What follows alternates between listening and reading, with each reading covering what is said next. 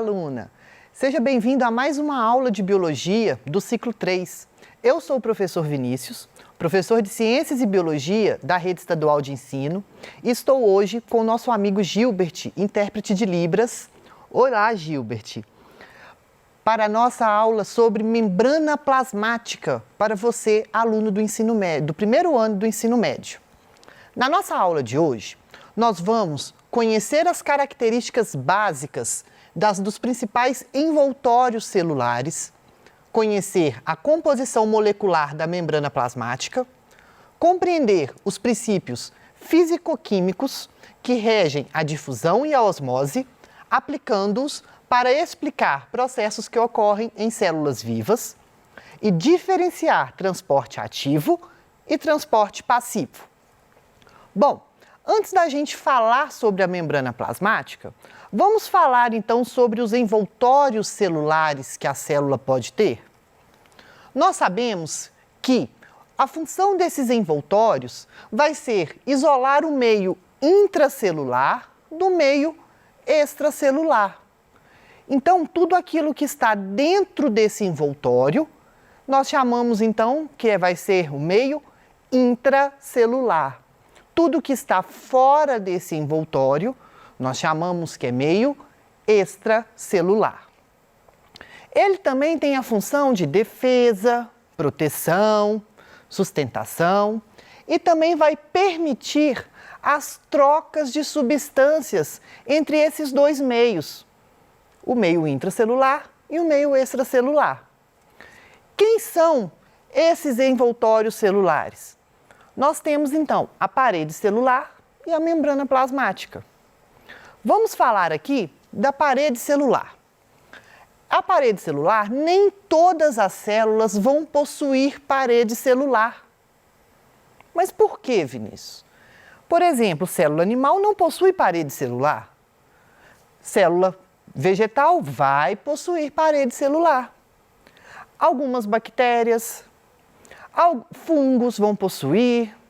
Então, nós temos alguns seres vivos que possuem e outros que não possuem. Ela vai ser rígida, vai ter então essa função de rigidez, de sustentação, e ela vai ser permeável. Porque, vamos pensar, se a parede celular ela não for permeável, ela vai isolar completamente essa célula. Como que entra e como que sai substância? Aí não tem como. E ela vai possuir diferentes constituições. Como assim? Olha aqui, acompanhem comigo. Tenho aqui, então, bactérias. O principal composto constituinte dessa parede celular vai ser o que nós chamamos de peptidoglicano, ou peptoglicanos, que a gente fala. Você, quando estiver lá no segundo ano e for estudar os seres procariontes, nós iremos falar sobre essa constituição dessa parede celular bacteriana. Quando nós vamos falar dos fungos, nós vamos falar que eles possuem parede celular de quitina. Vai ser a mesma composição, é um carboidrato, e que vai ter a mesma composição do exoesqueleto dos artrópodes, de aranha, de inseto, dos crustáceos. Então, essa parede celular dos fungos, ela possui a mesma composição, que é a quitina, do exoesqueleto dos artrópodes. E dos vegetais? Os vegetais, eles vão ser um caso diferente, porque eles vão possuir duas paredes celulares. Mas duas, Vinícius? Sim, olha que interessante.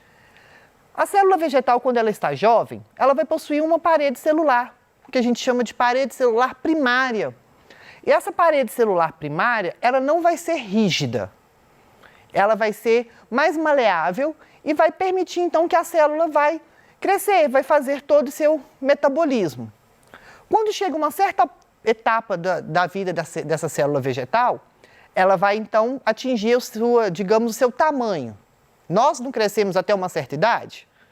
Então, quando a célula ela atinge esse tamanho, ocorre, então, a deposição da segunda parede celular, onde a primeira parede celular, que a gente chama de parede primária, ela possui uma composição de pectina e hemicelulose. E a secundária, ela possui a constituição de celulose.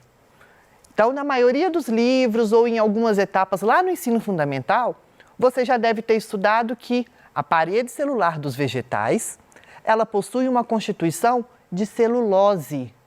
Por quê? Vai ser da parede celular secundária, é a que vai ser externa. Tranquilo? Agora, nós vamos ver então a membrana plasmática. A membrana plasmática, ela vai estar presente em todas as células. Ela vai ter um formato que a gente chama do formato do mosaico fluido. Mas Vinícius, o que é esse mosaico fluido? É porque as moléculas constituintes da membrana plasmática, além dela ser parecendo um mosaico, que a gente vai ver, ela possui uma fluidez. Essas moléculas, então, elas podem andar sobre a membrana plasmática. Ela vai ser semipermeável. Qual que vai ser essa diferença? Membranas permeáveis, elas vão permitir a passagem de tudo.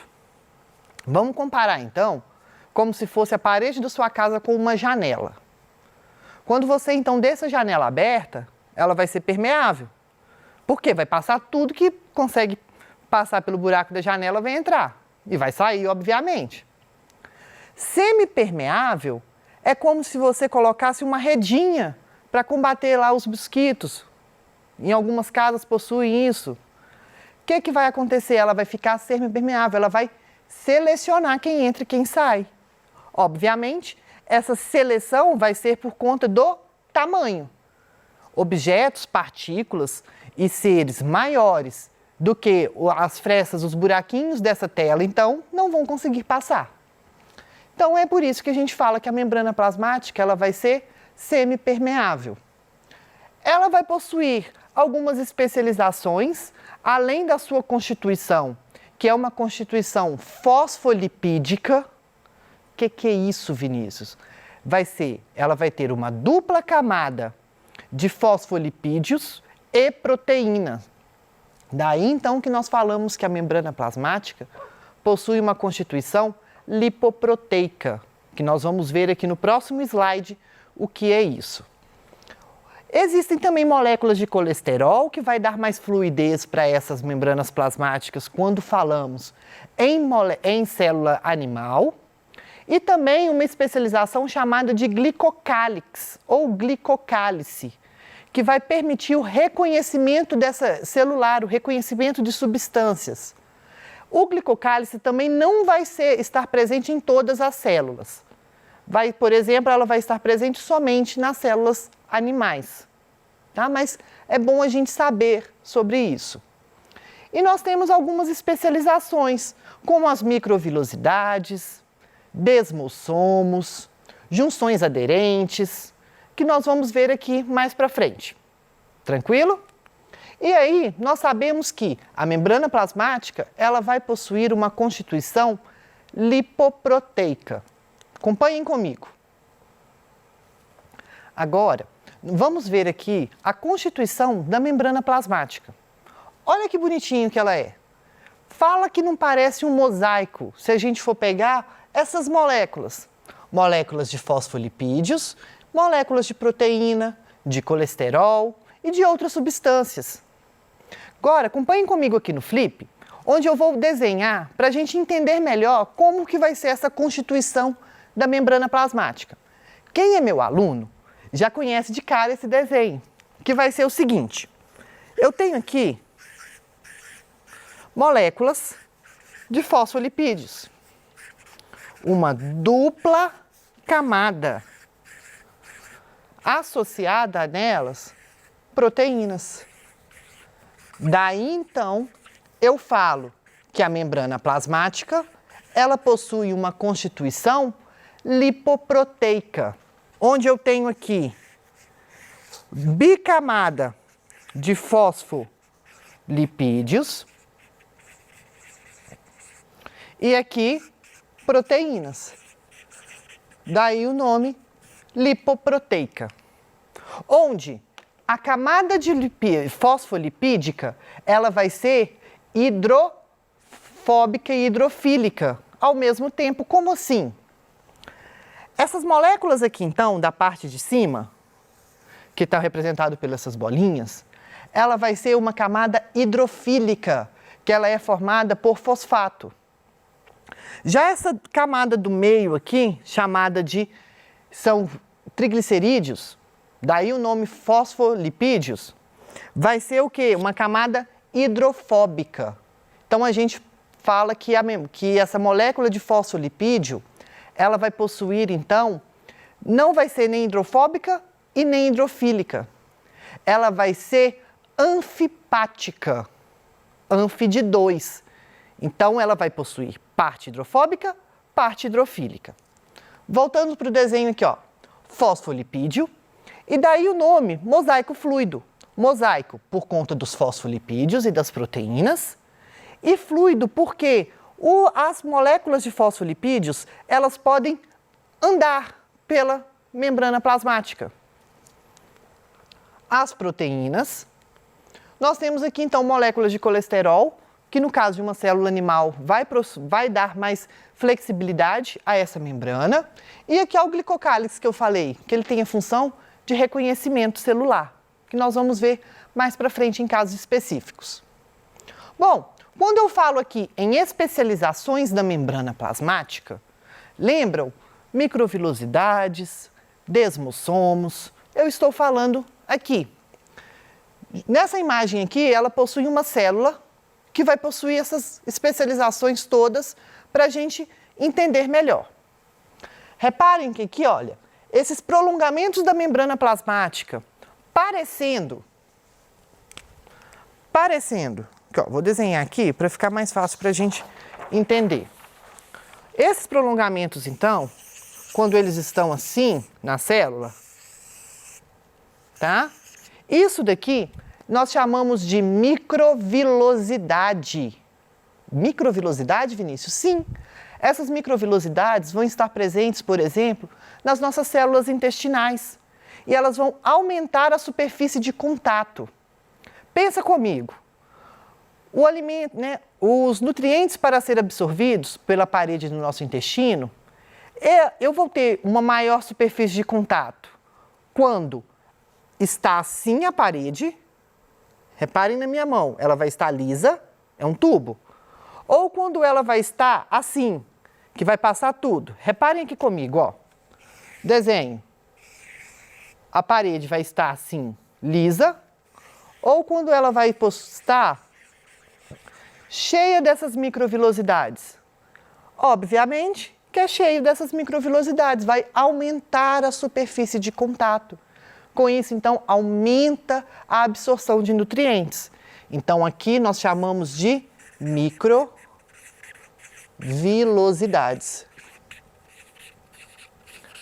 Outra especialização que nós vamos ter, que cai muito no Enem ou em provas de vestibulares e outras provas, são essas daqui, ó, que nós chamamos de desmossomos. O que vai ser o desmossomo? Quando eu tenho, então, duas células, vai ter, então, uma junção de proteínas e de filamentos aqui que vai unir essas duas células. Pensem que sua calça rasgou. Aí, o que sua mãe faz? Vai lá, pega um pedaço de tecido, coloca por baixo e aí passa a máquina. Para não desfiar mais, ela não passa o que a gente chama de cingir. Passa a máquina lá e vai uma costura bem grossa, vai e volta, vai e volta, vai e volta. É como se fosse, então, os desmossomos, que vai dar maior aderência. Então, células, principalmente do nosso tecido epitelial, quando elas vão ter algum rompimento, alguma cicatriz, digamos assim, um cortezinho, algum rompimento dessa membrana, vem, então, os desmossomos e vai fazer essa junção, que vai ser placas, então, de proteínas e filamentos, então, de outras proteínas que vão, ó, juntar, que é o famoso como se fosse a nossa costura que a nossa mãe faz nessa calça. Isso daqui chama-se desmossomos. Nós temos também, igual aqui, o que a gente chama de junção comunicante. Essa junção comunicante, vão ser canais de proteínas, tá? Túbulos de proteínas entre membranas, que vão então fazer transporte de algumas substâncias entre elas, tá? Existem outras, mas essas daqui são as mais importantes, digamos assim, em questões de provas, de vestibulares e de Enem que vocês vão fazer. A membrana plasmática, ela vai ser semipermeável, então ela vai permitir a entrada e saída de substâncias, selecionando-as. Existem, então, dois tipos de transporte entre essas membranas, que nós falamos, que vai ser o transporte ativo e o transporte passivo. Quando falamos em transporte passivo, estamos falando em transporte onde não há gasto de energia. Então, a célula não vai gastar nada para fazer esse tipo de transporte. Exemplo, reparem aqui, olha, esse meio. Tem uma membrana plasmática, a proteína, e esses pontinhos verdes que vocês estão vendo aqui na célula, vai ser o quê? Soluto. Podem ser gás, pode ser algumas substâncias que nós chamamos de soluto. Agora, nós vamos trabalhar com duas nomenclaturas. Meio hipotônico e meio hipertônico. Quando falamos em meio hipotônico, eu estou falando que esse meio, ele vai possuir menos soluto em relação ao outro. Quando falamos em hipertônico, ele vai possuir mais soluto em relação ao outro meio. Então, olha, esse meio aqui, que tem mais bolinhas verdes, vai possuir mais soluto do que esse meio aqui de baixo. Então, eu falo que esse meio é hipertônico e esse meio é hipotônico. Quando eu tenho a passagem de soluto através dos fosfolipídios do meio hipertônico para o meio hipotônico, a fim de garantir a estabilidade, eu falo então que ocorreu a difusão simples, que ocorre então com gás oxigênio. Quando ocorre do mesma coisa, só do meio hiper para o meio hipotônico, passagem de soluto. Só que vai acontecer através das proteínas transmembranas. Eu falo, então, que vai ser uma difusão facilitada, porque eu vou ter, então, uma proteína facilitadora para esse soluto entrar. Depois, quando eu tenho a passagem de água, eu vou passar solvente. Quando eu passo água do meio hipotônico para o meio hipertônico, igual vai acontecer aqui, meio hipertônico, meio hipotônico. Passo água do meio hipotônico para o meio hipertônico através da proteína facilitadora, eu falo então que vai ser a osmose. Isso acontece muito quando a gente coloca sal no alface e deixa ele lá, ele vai ficar o quê? Vai perder então essa água. E o transporte ativo a gasto de energia. Um exemplo de transporte ativo é o que nós chamamos de bomba de sódio e potássio. O que vai acontecer? Vai passar sódio. A célula, ela vai necessitar de sódio fora dela. Só que a cotidela tem muito sódio dentro da célula. E ela precisa de potássio dentro da célula, só que ela tem pouco potássio. O que vai acontecer? Por difusão simples, vai acontecer esse processo natural. Só que aí ela vai fazer o contrário. Ela bombeia sódio para fora da célula. No que ela bombeia o sódio para fora da célula, ela necessita de gastar energia. Bombeando o sódio para fora da célula, o potássio vai e entra. Daí o nome bomba de sódio e potássio, que vai acontecer através das proteínas transmembranas. Então aqui tem um esquema, tá? Um desenho explicando mais detalhado sobre a bomba de sódio e potássio. E aqui, para a gente finalizar a nossa aula, vou falar dos famosos transportes que nós já conhecemos. Fagocitose, pinocitose, que vão ser transportes de macromoléculas. Fagocitose, quando a célula vai englobar partículas sólidas. Pinocitose, englobando partículas líquidas. E a exocitose, que vai liberar, então, essas partículas que a célula não precisa. Infelizmente, o tempo acabou, não vai dar para a gente resolver nossa questão do Enem, mas se tiver alguma dúvida, me mande que nós vamos responder no Tira Dúvidas. Até mais!